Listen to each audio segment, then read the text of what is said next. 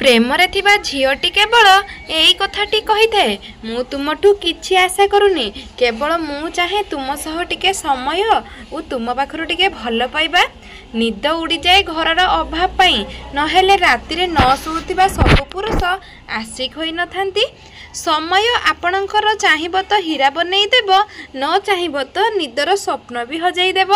अपमान रु बंचुथिबा चाहुतिले एही कथा मने रखंतु, जेतिकी देखौचंती ताठू अधिक तुम पाखरे थिबा दरकार, आ जेतिकी कहूच ताठू अधिक तुमे जानिथिबा दरकार।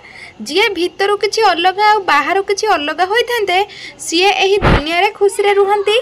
मु शुणिची शब्दर स्वाद भी अच्छी, कहवा लोक हुए तो चाखी न थाए, किंतु शुणिबा लोक जानी थाए ताहा खट्टा ना मीठा। मुहरु बाहरुथिबा शब्द को कहीं छुई पारिबे नहीं, किंतु शब्द समस्त को छुई पारे। कहार हृदय भांगी दिए तो आउ काहाकू शांत करि देई थाए।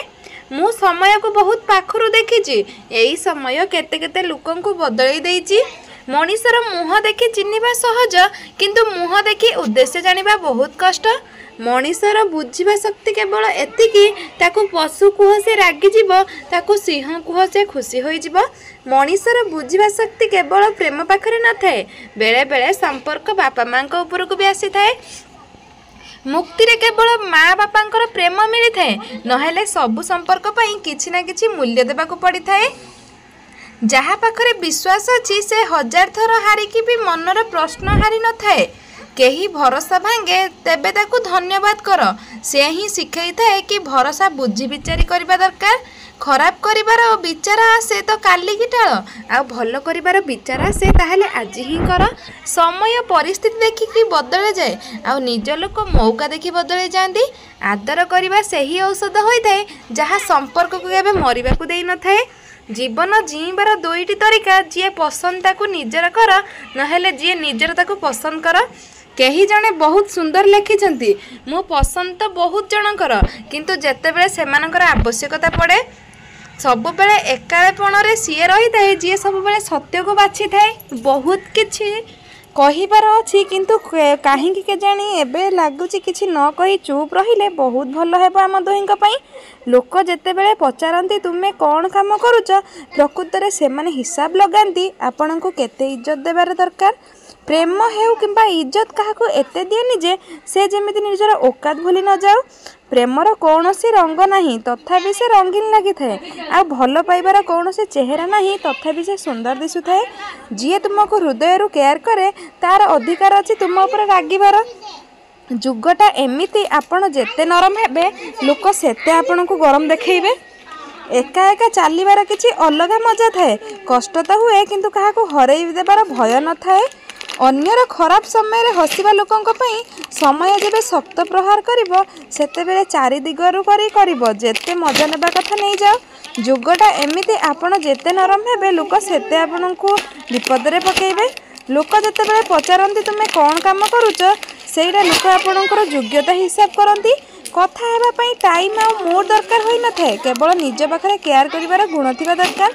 प्रेम हेउ किंबा इज्जत एते काहाकू दियानी, से केवल निजर हृदय बुली जीव। जुगटा आपनकू एमिति होईची, जे जहाकू अधिक भल पाइबो से ताठू अधिक हरई जीवार मजा किछि अलग थिबो। एका एका चलिबार किछि अलग मजा थाए। अन्यर खराब समय हसिबा लोक माने निज समय को अपेक्षा करी देखो।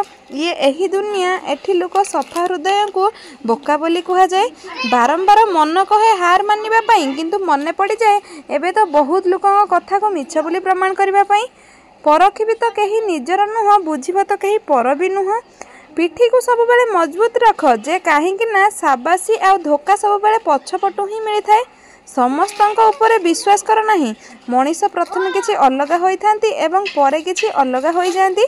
आउ से समय नहीं जेउठी मनीष संपर्क बंचैबा पई निजर खुशी को जलांजलि देउथिले। एबे से समय चली जेउठी मनीष निज खुशी पई संपर्क को स्वार्थ पई काटी देउछंती।